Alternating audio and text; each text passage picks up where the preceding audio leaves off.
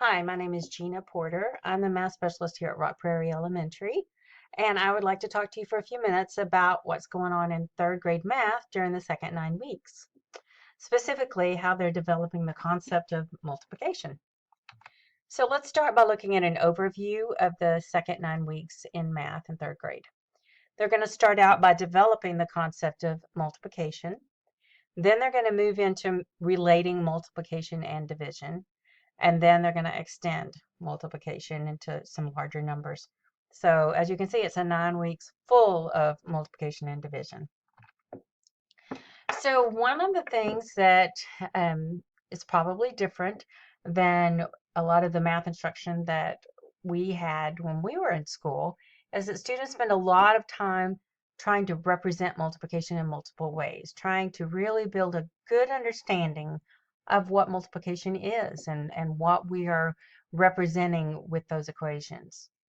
So if we had 5 times 4, one of the ways that we could represent it is with repeated addition. We could add 5 4 times, 5 plus 5 plus 5 plus 5, or we could add 4 5 times, 4 plus 4 plus 4 plus 4 plus 4. So we talk about the fact that multiplication is really just kind of a shortcut for addition. We're combining groups just like we do with addition, but when we have lots of groups that are of the same size, then we can multiply. We can have this way of combining groups that are all the same size in a quick way. When the task is just a bare number task, such as we have here, 5 times 4, and it's not placed in a word problem, it's not placed in any context, then we could model it with either one of these, with 4 5s or 5 4s.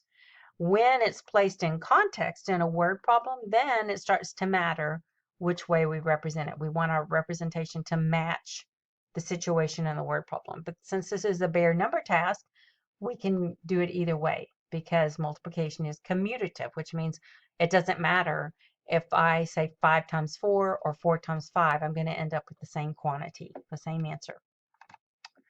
We can also find the answer by skip counting. And again, since it's just a bare number task here, it's not a word problem, I could count by 5s 4 times, or I could count by 4 5 times. So you see I could count either way, but at the end result is I end up on 20. So we practice skip counting. They could also represent multiplication facts by drawing pictures of equal groups. And again, since this is not in a context, it's not in a word problem, I could represent it either way. I could represent it with 4 groups with 5 in each group, or I could represent it with 5 groups and put 4 in each group. Either way, because the commutativity of multiplication, I end up with 20.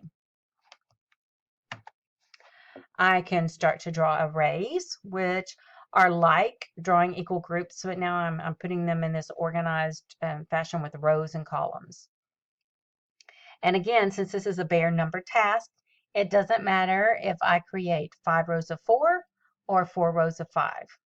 When it starts to matter is when I get into the word problems again. So this is an array.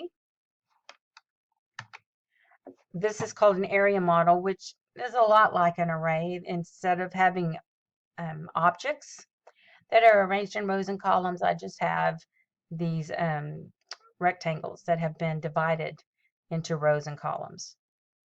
And again, I can have 5 rows of 4 or 4 rows of 5.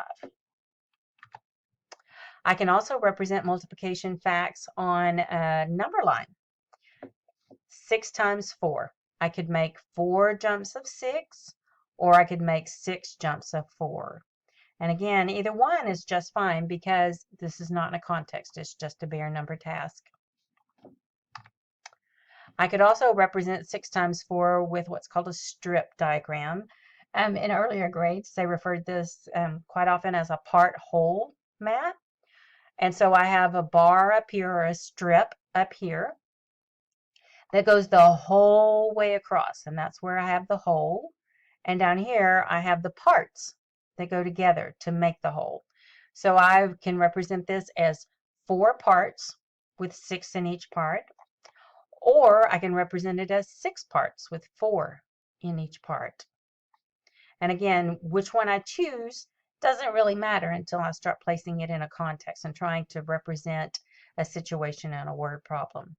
And a strip diagram, if some of you are wondering about that, that is actually the terminology that the state of Texas used in our state standards for mathematics. They refer to them as strip diagrams. And again, some people refer to them as part whole.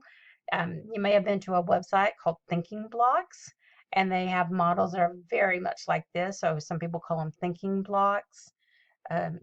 In the state of Texas, in our TEKS, our standards, they are referred to as strip diagrams.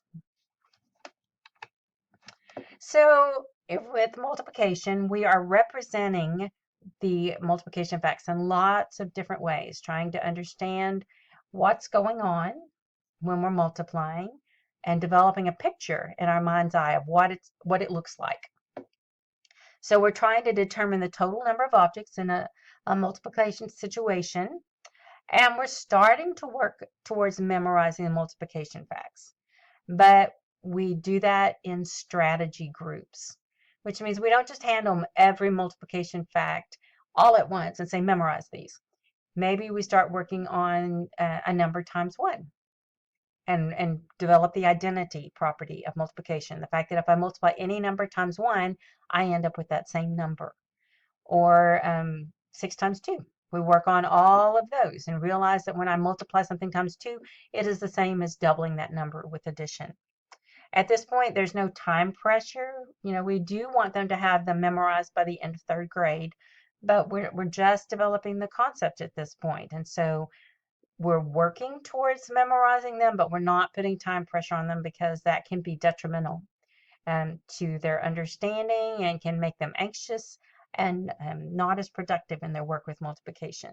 So we know that we want them to have them memorized later in the year, but we're not putting a bunch of time pressure on them now. We're really developing that concept and developing that picture in their mind's eye.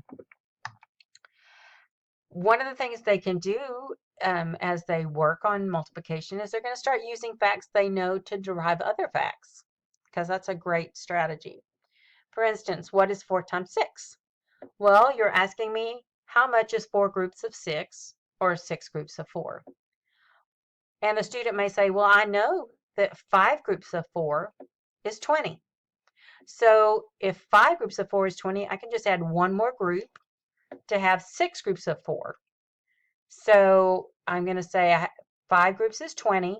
So 1 more group of 4 gets me to 24.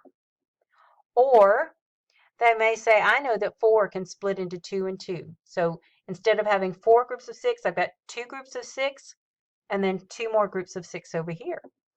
And I know that 2 times 6, 2 groups of 6 is 12.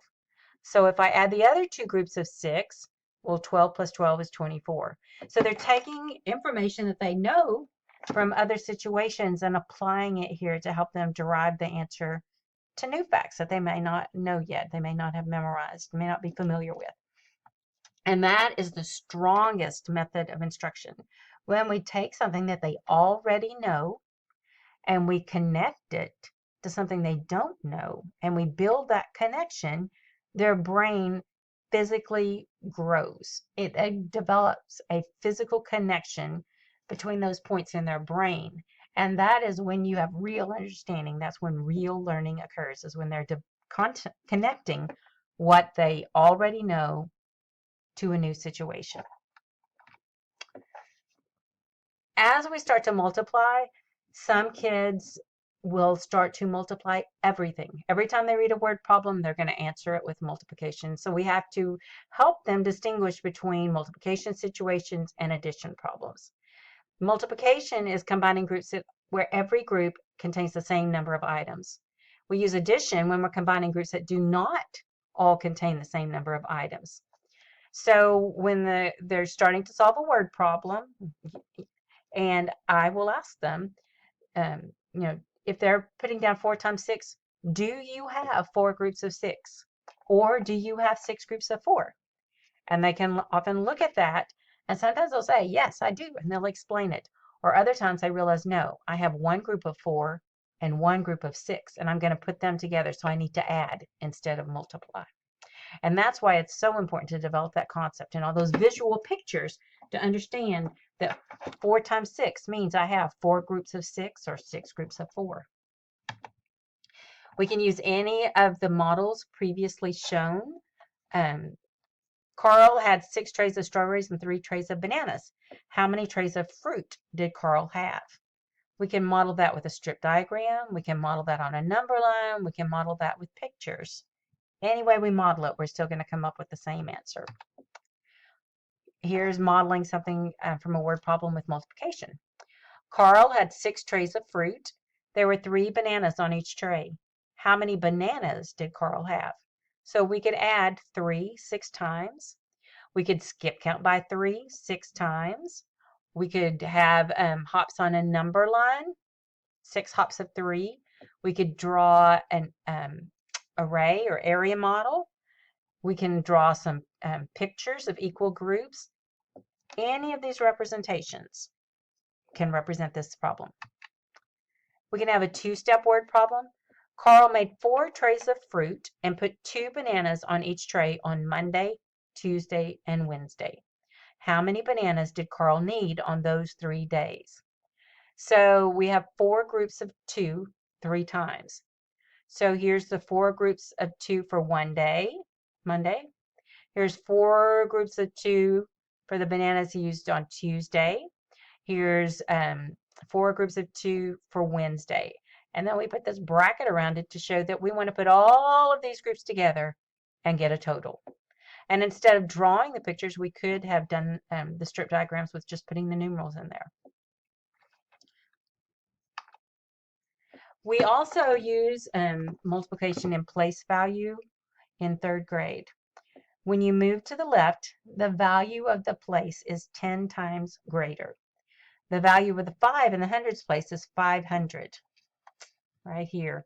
The value of the 5 in the thousands place, when I move to the left, the value is 5,000, which is 10 times greater than 500. And in 2nd grade, they recorded numbers in expanded form. In 3rd grade, they're going to record numbers in expanded notation. So in 2nd grade, they said 478 equals 400 plus 70 plus 8. Now in 3rd grade, we're going to take that up a notch and use multiplication to help us describe the places. The 4 has a value of 4 times 100, plus the 7 has a value of 7 times 10, plus the 8 has a value of 8 times 1. And they can do this up through 99,000. Well, thank you for watching. My name is Gina Porter. I am the math specialist here at Rock Prairie. And if you have any questions about this or any other topic related to our math curriculum, be sure to contact me. You can email me at jporter@csisd.org, or you can call the school and leave a message for me and I'll get in touch with you. In January 5th, we are going to be having another Math for Parents session for the 3rd 9 weeks here at school, and I hope to see you there. Thanks again for watching.